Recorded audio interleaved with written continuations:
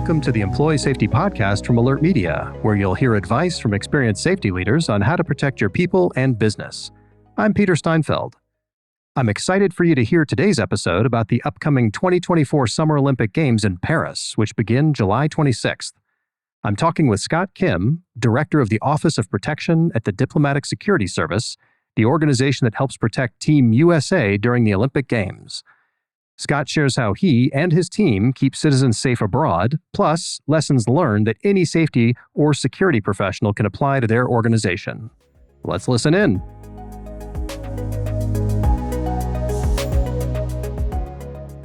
Hey, Scott, thanks so much for being here today. Thank you, Peter. It's my first time recording a podcast, so I will warn you that after 25 years of government service, I may have a habit of talking in acronyms. So if I start referring to the U.S. OPC instead of the U.S. Olympic and Paralympic Committee, please just correct me. My family does all the time. Absolutely will do. I'm guilty of that myself, so we'll make sure to slow down and explain that for the listeners. And frankly, I'd love to start by just getting a quick overview of the Diplomatic Security Service's role in the 2024 Olympics that happen to be in Paris, as well as your and your team's direct involvement, and maybe even start with a little bit about the DSS in general. I think a lot of people may not be familiar with it.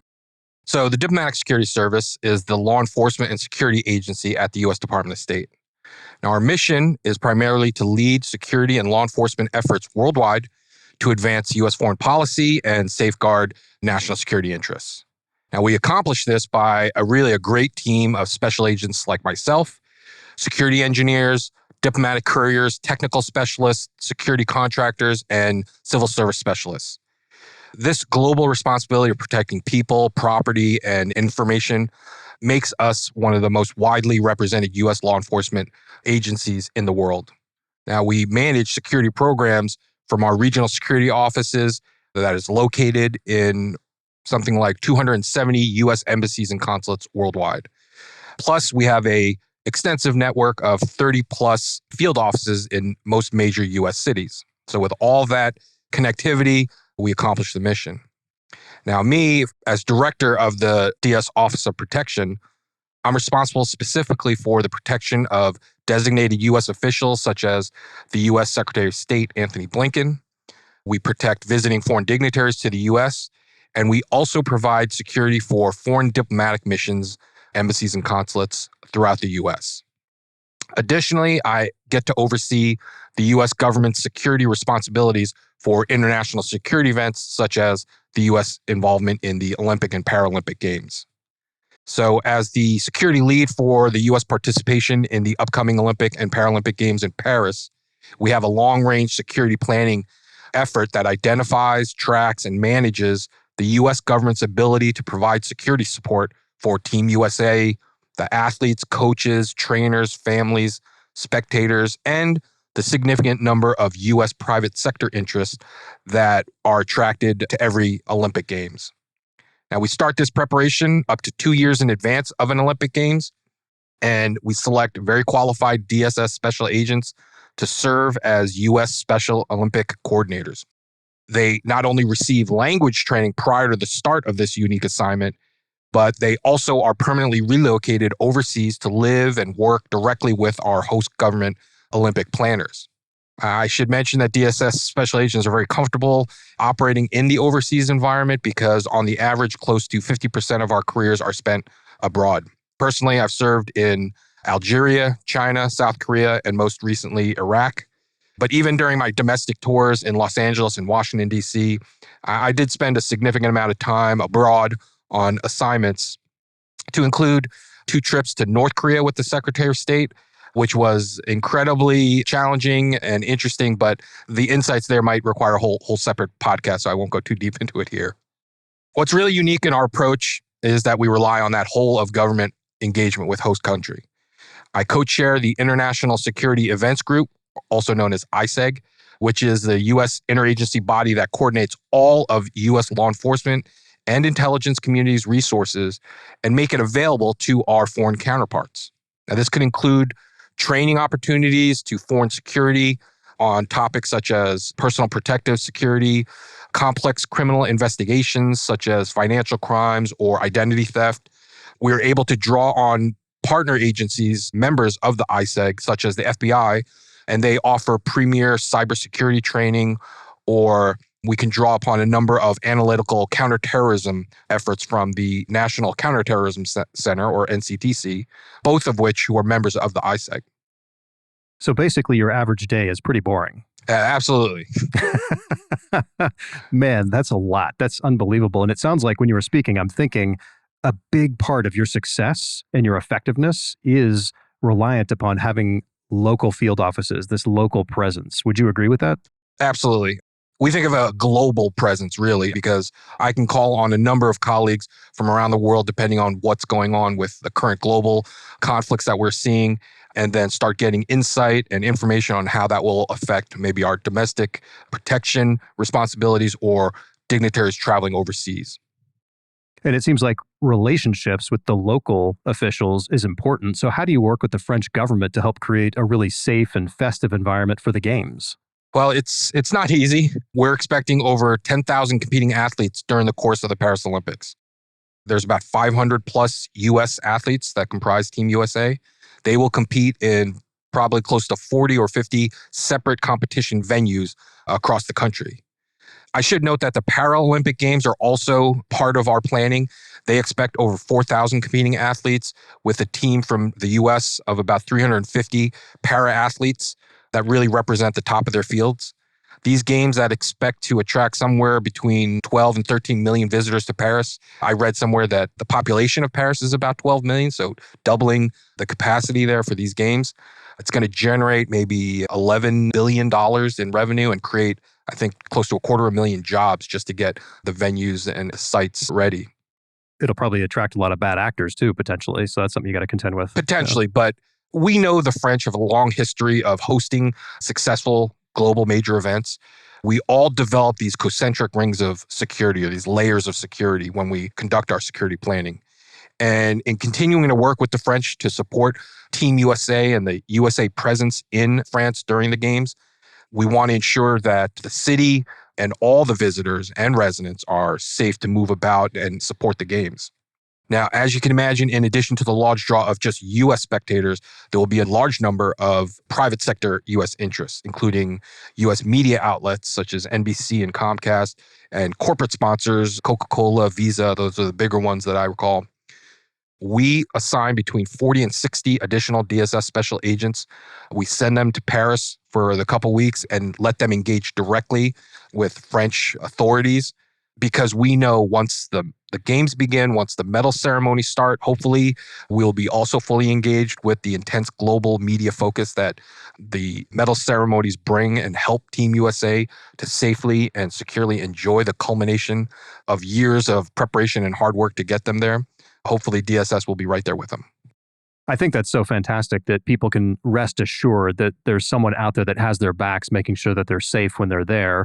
I know you guys cover all sorts of things around the world, from individual visits to different kinds of events, but what are some of the unique challenges with securing the Olympics specifically? Well, every country will have its own unique and challenging aspects in their environment in managing security.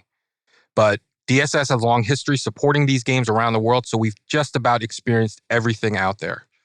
However, I will say this year marks the first time ever where the opening ceremonies will be conducted almost exclusively outdoors along the Seine River in Paris. As you can imagine, this has created a whole next level of challenges in securing an entire riverbank. But the French have a bold and original plan. They are engaging every level of their security. And I won't spoil it here, but the scope that they plan to achieve will be historic. As part of this, we will also have a large number of U.S. officials in attendance. So as I mentioned earlier, one of our partners in the ISEG includes the U.S. Secret Service. So we're going to be able to help them navigate their protection needs for potential visits from high-end delegations, which always tend to complicate and increase those challenges for us. Can you reveal maybe some more specific strategies or tactics that DSS employs to mitigate potential threats during the Olympics? Obviously, don't go there if you can't, but if there's something you can share, I'd love to hear it. Well, one of the more robust collaborative efforts is we will create and stand up a joint operations center, or a JOC. This is a 24-hour, 7 days a week operational command center that we invite U.S. law enforcement representatives as well as French law enforcement agencies to join us in this collaborative effort. In addition to reporting and sharing of information on everything from crime, transportation issues, schedule changes, personnel movements, the JOC is prepared to respond to emergency situations such as natural disaster, WMD or weapons of mass destruction incidents, active shooter situations. The goal here is to receive and share valuable information as soon as possible, whether it's back here in Washington or with our colleagues in the field directly at the venues. We want to make sure that that vital information is being shared quickly and accurately. So if it happens during the game, the JOC is tracking it and knows about it. So it sounds like that collaboration and then the communication that collaboration requires is really crucial. So how does communication come into play in what you're doing? It's 100%. I mean, we live and die by our ability to communicate effectively and share information quickly. Now, I'm talking mainly about the open source realm here, but that's why we focus on syncing up with host government partners so importantly. We will also deploy locally engaged staff from the embassy to help us. We'll place them in strategic locations and utilize them as official translators and support staff. We all realize and concede that during emergency situations, most people will default to their native language. So we want to be right there with them in understanding what they need, the after action, the active response, and meeting our mission goals. That's interesting that you recognize that people will default to their native language when under stress. How does that work? If someone's in a situation, you got someone speaking French, someone speaking English, do you have someone in the middle just listening and making sure that they're communicating correctly and translating and just helping smooth things out? I mean, absolutely. That's why we approach this kind of forward leaning in getting our people in country aware of local cultural norms, habits, engaging with host government as well as law enforcement. I mean, globally, law enforcement we all stand under one badge and we operate in similar manners, but understanding local law enforcement culture is going to be important for us. That's why we take that long range approach and spend weeks, months, if not years, partnering up with those counterparts. Yeah, it's so crucial. I'm a big fan of lessons learned. So can you discuss any really memorable challenges or perhaps incidents that your team has faced while securing past Olympic Games or other similar type events? I was supporting the 2018 Winter Olympics in South Korea, and we were approached by the mother of a competing athlete. And she reported that her U.S. passport was either lost or stolen, and she was very concerned about the loss of her identity and travel document. But I think she was also worried about the impact that it might have on her son, who was competing for a medal in his event. I believe he was an individual luge athlete.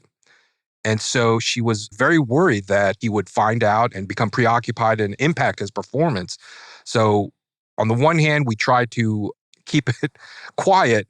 But of course, having served at the U.S. Embassy in Seoul, I knew that we'd have to engage with the local South Korean police at some level.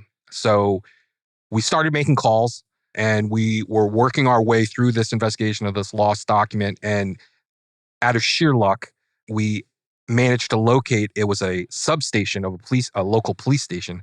And they recovered a U.S. passport that just so happened that they were going to mail it back to the U.S. Embassy for processing. But because of our investigation, we were able to identify the name on that passport was the mother's.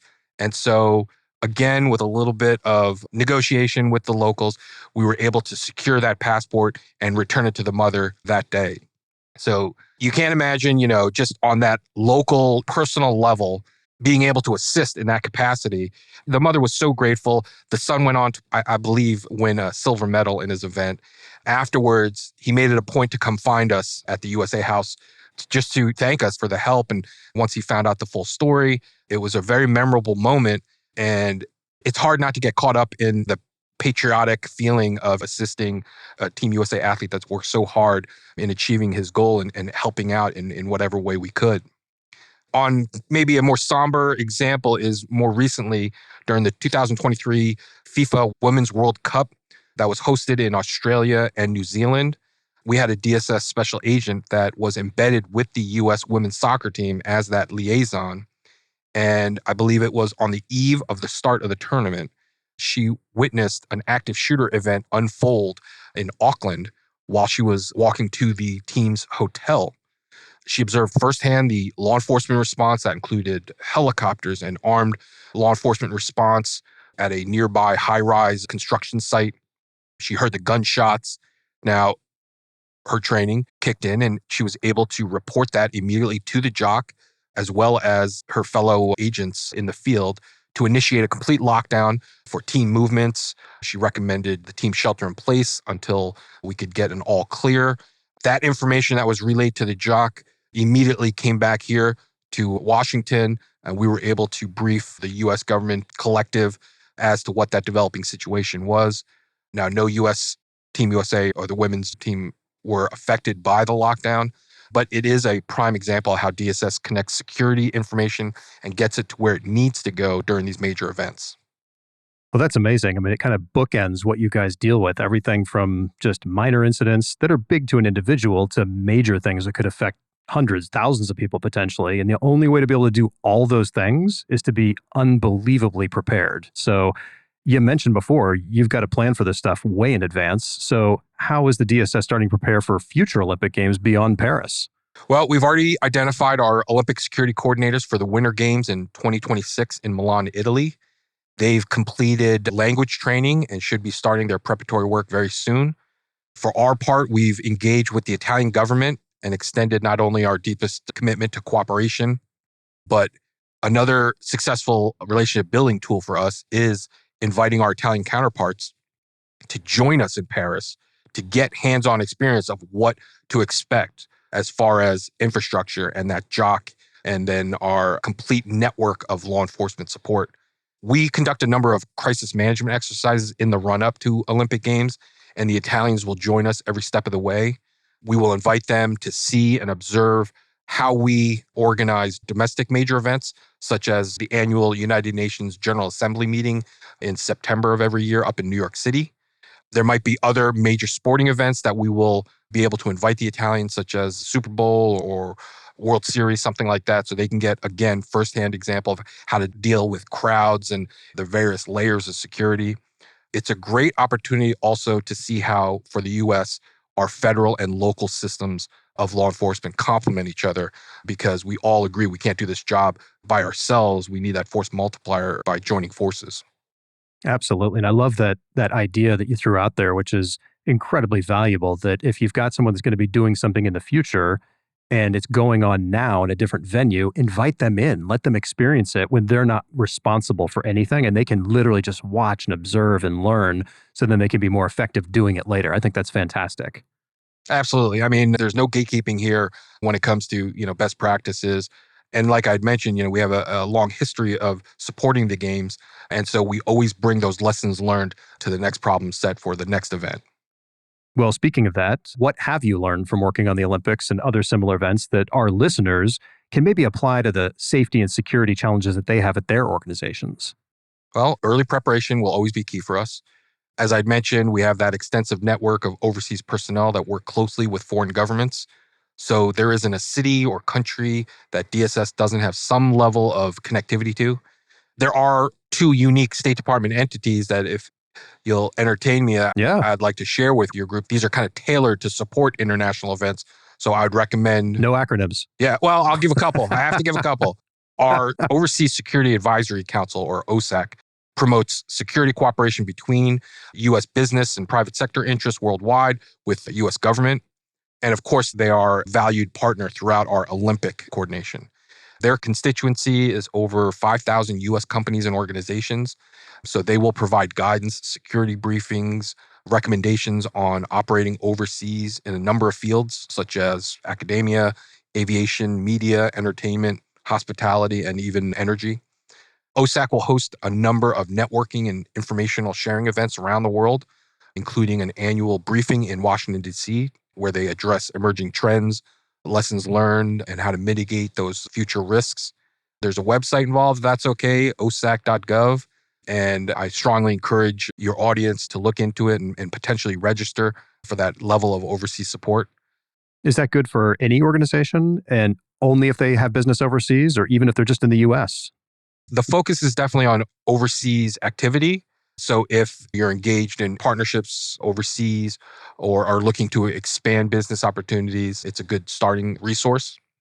On a more individual level for overseas travel or just concerns about overseas business and presence, I'd recommend our American Citizen Services, which is part of our Bureau of Consular Affairs at the Department of State. Now, this is located at every embassy and consulate worldwide. ACS provides assistance to any U.S. citizens living, traveling, studying, working, vacation abroad. If your audience finds themselves ever in need of assistance, any assistance while overseas, ACS is the greatest resource and can be contacted just through the main switchboard at any U.S. embassy, which I'm sure is easy enough to locate. But if you have any issues with lost or stolen passports, if you need law enforcement assistance, medical assistance, legal assistance, they can provide those references and information. So I strongly encourage, this is a free service offered at any embassy and consulate. That's fantastic advice for the individual. I've done a lot of international traveling and I did not know about the American Citizen Services. So Well, that's great because you didn't need to use them, but hopefully you walk out today knowing that resource is there. Absolutely. I'm going to put a note in my phone and I'm going to have that number in there for my next trip. That's great. Thank you. Well, as we start to wrap up here, what advice do you have for organizations that are looking to keep their people and their business safe at the Paris Olympics? I know we have a lot of listeners that their companies are going to be going over there. Please stay updated during your international travel and in preparing for the travel by visiting travel.state.gov to see the latest on international travel. That will include a current travel advisory database, and that can guide a lot of planning on what to expect in terms of crime statistics, reporting things like that, what services are available in country, what to expect for major events, etc. You can also enroll in our Smart Traveler Enrollment Program, which is another free service available to all U.S. citizens living, working, traveling abroad. And this allows you to receive important information directly from the U.S. Embassy.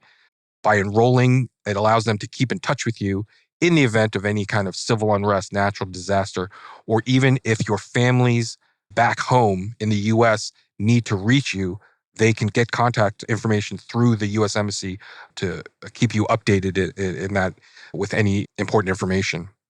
And finally, really remember that there are DSS special agents assigned to every U.S. consulate and embassy around the world at the Regional Security Office, and they can also provide that assistance to U.S. citizens abroad. It was one of the more rewarding aspects of my job when I was able to assist in U.S. citizens abroad while posted overseas. That's what it's all about. Well, Scott, thank you so much for being on the show. I thought this has been great. I love bridging government and the private sector, and I think this show has really done that. Really appreciate you taking the time and sharing what you know based on all your years of experience. Oh, I appreciate it, and especially given the opportunity to share a lot of the resources available to U.S. citizens. But hopefully, of course, we hope you never need it, but rest assured that it is there available for you. Exactly. Well, to learn more about Scott and his work with the Diplomatic Security Service, check out the show notes. For video highlights from today's episode, just search for Alert Media on YouTube. Remember to subscribe, rate, and review the show wherever you get your podcasts. Stay safe out there. Thank you for listening to the Employee Safety Podcast from Alert Media, the industry's most intuitive emergency communication and threat intelligence solution. To learn more about how to protect your people and business during critical events, visit alertmedia.com. Until next time.